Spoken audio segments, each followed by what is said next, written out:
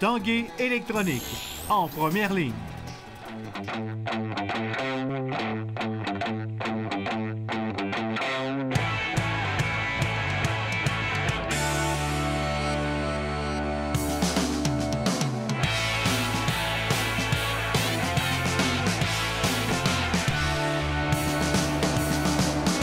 Bon jeudi, c'est Carl Larouche. Bienvenue à l'Esprit sportif. Dans l'émission aujourd'hui, un peu plus tard, on parle à l'homme fort Jean-François Caron. Mais d'abord, parlons des Remparts de Québec qui disputent 2 matchs ici au Centre Vidéotron. Vendredi contre Shawinigan et samedi contre Blainville-Boisbriand. Et bonne nouvelle pour les partisans des Remparts, Callum Booth sera de retour devant le filet de l'équipe.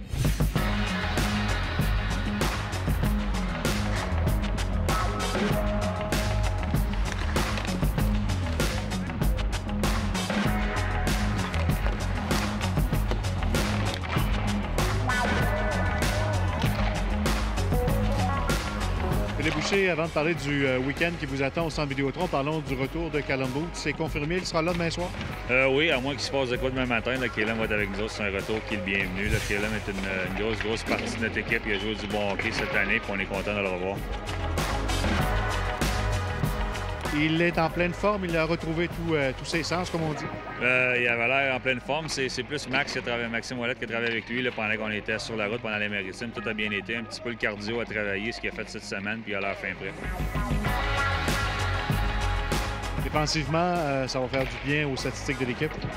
Oui, écoute, on donne trop de buts cette année. Je pense de blâmer les autres gardiens de but, ça serait injuste. Je pense qu'en désavantage numérique, on peut faire un petit peu mieux à 5 contre 5 aussi. Mais c'est sûr que Callum a tendance à faire le ménage des fois quand on fait des petites erreurs. Est-ce que ça change un petit peu la façon de jouer défensivement avec le retour de Callum? Non, pas du tout. Je pense que peut-être les joueurs vont jouer un petit peu plus de confiance. Callum, c'est un vétéran. Pour nous autres, c'est un leader dans notre équipe. Fait que les joueurs, il a tendance à inspirer confiance. Il le faisait même à 16 et à 17 quand il était avec nous autres. Il a tendance à inspirer confiance à notre équipe, mais ça ne change rien dans notre façon de jouer.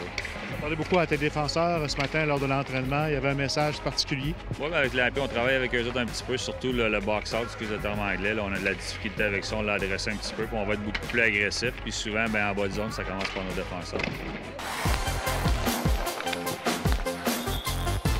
Callum, sûrement heureux de retrouver ton filet demain soir.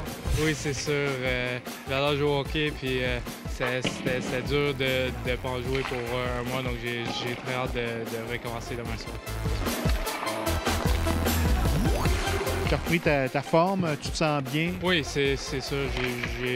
La dernière semaine, j'ai travaillé avec Maxime Ouellette et D-Rod, notre trainer dans le gym, pour essayer de reprendre notre cardio, puis je me sens très bien. Il y a toute une équipe pour revenir au jeu, Shawinigan demain soir? C'est sûr. Toutes les équipes dans la Ligue sont très bons. Shawinigan, ils ont des excellents joueurs, puis ça va être un bon test comme équipe demain soir. Le processus a bien été. Là, il est sur la glace depuis une semaine maintenant. L'équipe est en voyage la semaine passée, mais j'ai pu rester avec lui pour embarquer sur la glace. Donc, tranquillement, on a eu beaucoup de temps pour faire les choses progressivement. Puis là, il n'y a aucun doute dans son esprit. Là, ça fait 3 jours même qu'on parle même plus de la blessure. On est vraiment juste en mode pratique, préparation là, pour la fin de semaine. Tu te sens bien confiant à l'aube de ce match-là? Oui, bien, il a hâte. Je pense qu'il a hâte de retourner sur la glace. Là, je pense que ça va être un petit peu plus long aussi qu'on s'attendait. Donc, je pense qu'il est vraiment excité de retourner sur la glace et pouvoir jouer avec ses coéquipiers. Comme défenseur, toi, ça représente quoi le retour d'un gars comme Callum Booth? C'est sûr que ça va faire du bien à l'équipe. Je pense qu'on va être plus confiant en défensive aussi. Callum, c'est un gros morceau de notre équipe. Puis son absence, c'est sûr qu'elle s'est fait ressentir un peu.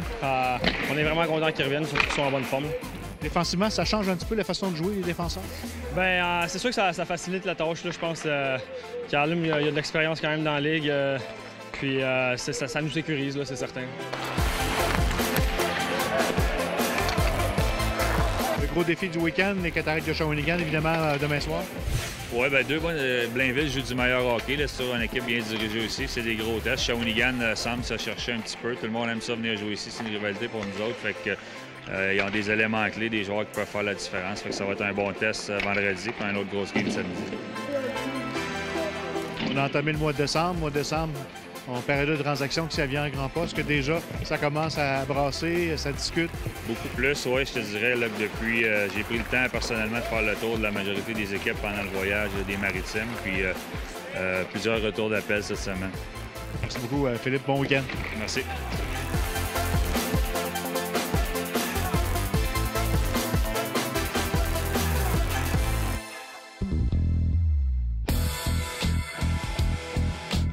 Une équipe d'étoiles toute féminine fera son entrée lors du prochain tournoi international de hockey Pee-Wee de Québec.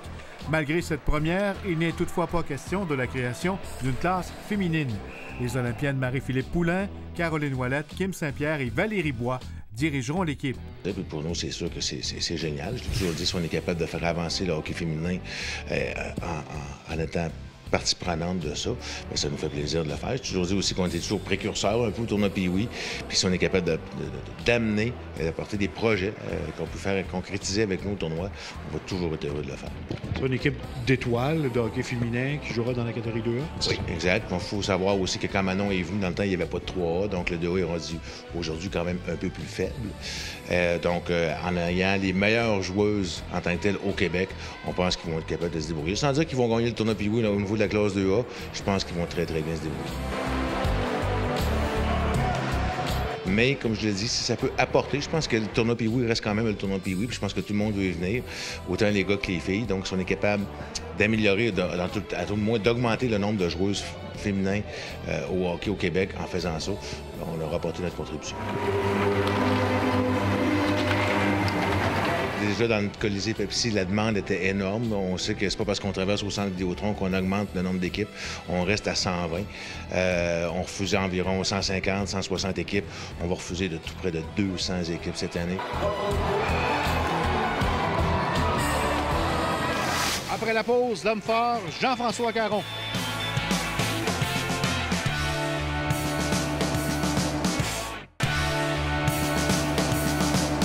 L'homme fort, Jean-François Caron, sera en Turquie au cours de la fin de semaine.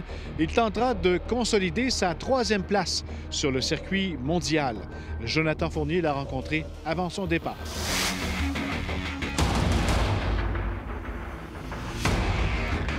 Jean-François, l'air de rien, on a dépassé le 10 ans de carrière. On est rendu à tout près de 11, c'est ça? Oui, c'était ma 11e saison cette année sur le circuit des hommes forts. J'ai fait mes débuts en 2004. Oui, puis ça a commencé d'une manière un peu spéciale, hein? Oui, bien, il y a des amis, surtout Yannick Normandin, qui est mon partenaire maintenant en affaires. Yannick qui m'avait proposé d'essayer une compétition qui était le championnat provincial à Montjoly. Moi, j'habitais Montjoly à cette époque-là. Je suis natif du Bas-Saint-Laurent. J'ai essayé la compétition, j'ai eu du succès. Puis j'ai décidé de continuer puis de commencer à m'entraîner également dans les athlètes de force. Puis, me voilà rendu là aujourd'hui.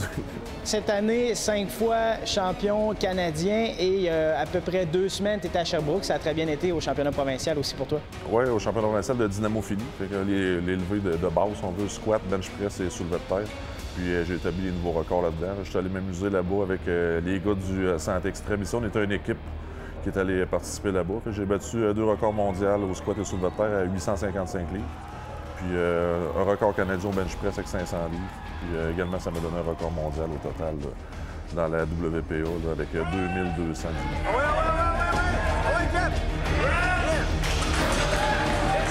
Oui, c'est la grande finale en Turquie. Puis présentement, je suis 3e sur le circuit à l'overall. Puis j'espère garder cette 3e position-là. Je suis devancé par 2 athlètes, donc Christopher Dzikowski, qui est en première place et pratiquement assuré de remporter la saison. Danis Zagris de la Lettonie, qui est en 2e position. Ces 2 athlètes-là vont garder sûrement ces positions-là parce qu'ils ont une bonne avance de points. On fait beaucoup plus de compétitions. Moi, j'ai participé à 6 compétitions cette année. Eux vont faire leur 12e compétition lors de la finale. Mais cette 3e position-là n'est pas assurée parce que j'ai 2 athlètes, dont Mathias Belzak de Slovénie et Hafthor Björnsson d'Islande, qui sont très, très proches de moi. Puis lors de la finale, les points comptent en double, fait que je peux me faire rattraper. C'est très important d'avoir une bonne performance en Turquie en fin de semaine si je veux terminer sur le podium au cumulatif de la saison. Mathias Belzak est très difficile à battre, sauf que cette année, j'ai réussi à le battre presque à toutes les compétitions où j'ai participé. C'est un athlète qui est très jeune, il a 24 ans seulement, mais très prometteur pour l'avenir. Il s'améliore beaucoup, puis il est toujours en excellente condition physique. Puis Hafthor Björnsson, lui, il a vraiment besoin de présentation. C'est le fameux Mountain de Game of Thrones. Lui est un peu plus loin dans les points, se doit de gagner la compétition et doit se croiser les doigts que je n'en ai une très mauvaise pour pouvoir me battre, parce qu'Hafthor également n'a pas participé à toutes les compétitions cette année, dû justement à ses contrats de télévision. Mais ça, c'est un athlète qui est favori pour gagner en fin de semaine. tu seras le seul représentant du Canada. Est-ce que c'est souvent comme ça? Oui, sur le circuit Strongman Champion League, dans les compétitions, c'est un athlète par pays. Et que je suis l'athlète qui représente le Canada. Dans certaines compétitions cette année, il y a Ben Rockstall de l'Ontario qui a pris ma place parce que je n'ai pas participé à toutes les compétitions. Mais à chaque compétition, il y a un représentant par pays. Mettons qu'il y a 3 athlètes polonais sur le circuit. Il y a Maxime Boudreau qui a fait son départ. On parlait de Giants Live en Suède la semaine dernière. A terminé au 8e rang. Et c'était sa première compétition. Un athlète qui est très jeune. Puis notre équipe ici du centre extrême là, avec Vincent Lapointe et Jimmy Paquette, qui font partie du top 10 canadien, aspirent à faire des compétitions mondiales dans les années à venir. Dans les épreuves, est-ce qu'il y a une différence entre une compétition en Turquie ou ailleurs? Bien, ça dépend. Les épreuves changent à toutes les compétitions. On ne les sait pas vraiment d'avance. Je les ai su cette semaine, les épreuves qu'on va avoir à faire. Mais les épreuves sont toujours appelées à changer dans toutes les compétitions, peu importe la compétition aussi. Et c'est toujours un peu une surprise. Fait qu'en tant qu'athlète, on se doit être prêt à n'importe quelle épreuve.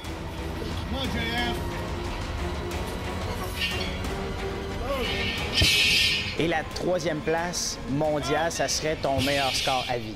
Oui, officiellement. Oui, à l'overall, ça serait mon meilleur score à vie, terminé sur le podium.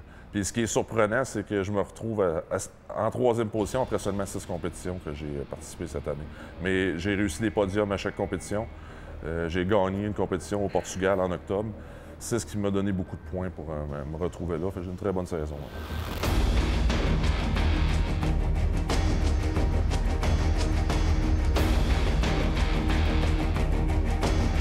Il y a une petite compétition de force qui s'en vient à Québec là, tout prochainement. Oui, ça va être le 13 décembre à la Petite Grenouille de Charlebourg, en après-midi et en soirée. C'est une compétition de dynamophilie, squat, bench et soulevé de terre, les meilleurs lovers au Québec et de l'Ontario. J'ai des gars de l'Ontario qui viennent participer ici à cette compétition-là. C'est la 2e édition. On fait ça, fait que ça donne une chance aux gens de la région de Québec de venir voir les gars locaux forcés. On les voit ces temps-ci à la télévision, mais c'est un petit peu plus le fun de les voir en vrai. Fait que tout le monde est bienvenu à Petite Grenouille le 13 décembre. On va te souhaiter une très bonne compétition en Turquie et une bonne fin de circuit cette année. Merci beaucoup. Merci. Voilà, c'était l'Esprit sportif pour aujourd'hui. Prochain rendez-vous demain. Bye-bye.